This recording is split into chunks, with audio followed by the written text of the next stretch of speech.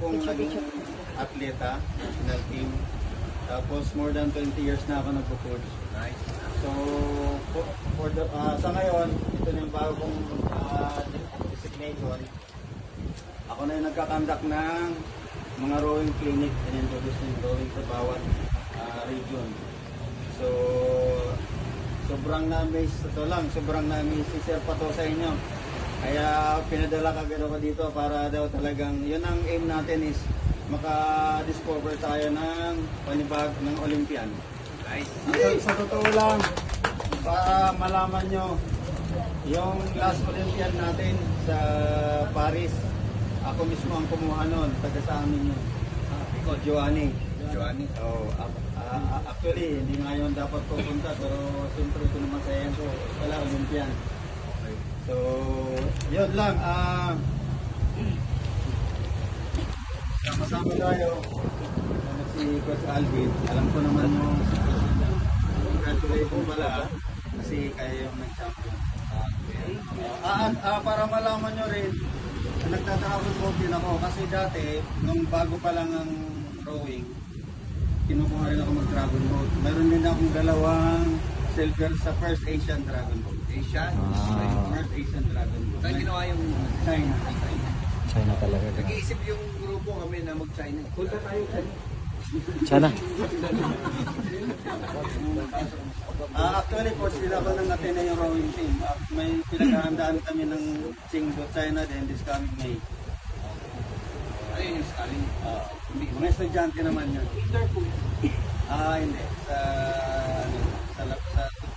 Sa ilog ang sa China. Sabi ko, mas maganda yung rowing. Ako na dito sa damper. Ang free wheel yung sa loob. Yung mechanism doon. Tapos ito yung handle. Nagpo-connect dito. It represents yung handle din yung sa oar. Para tama. Sa rowing, sit down muna. Hands away.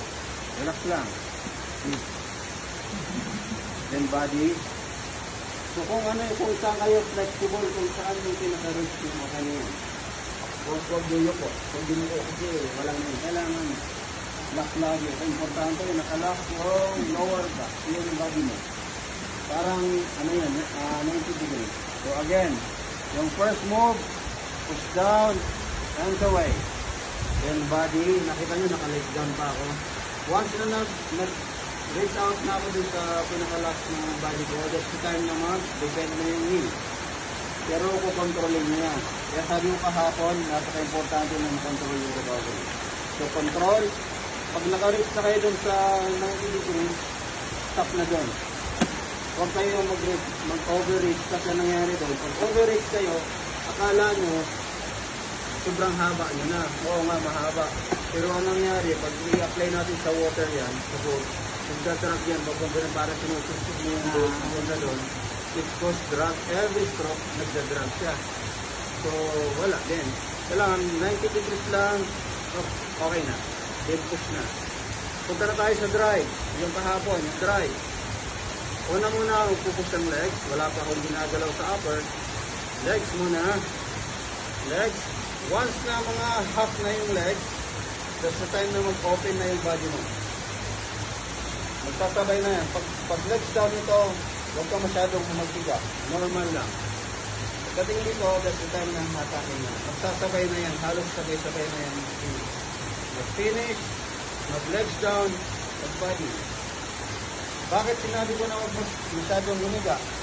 Mahaba nga yung hatak mo.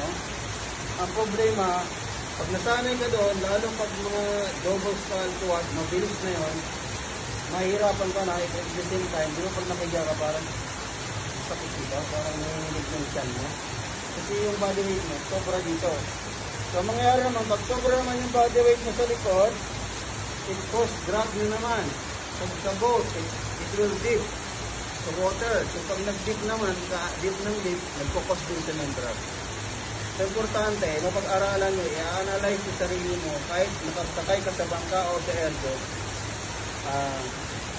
parang na-analyze mo na yung body weight mo, so be here, and isipin mo na lang yung boat mo, huwag mag-ganun-ganun. So be, ganun lang. Okay? Pag medyo mabilis. In row positions, 18 Pastrana, and then that Ang next niya is si Mr. Patrick Gregorio. And last week lang, nagkakaroon ng election every Olympic. Thank you po sa safety na kami nakarating dito. And also, hopefully, this event na gagawin po namin maging fruitful at may matutulong po kami para sa inyo. So, dinadala namin everyday safety namin ginagawa namin. Everyday kasama namin. Amen. Okay, guys. I want you to join. How many are you in your team? Arjun! No, I don't know.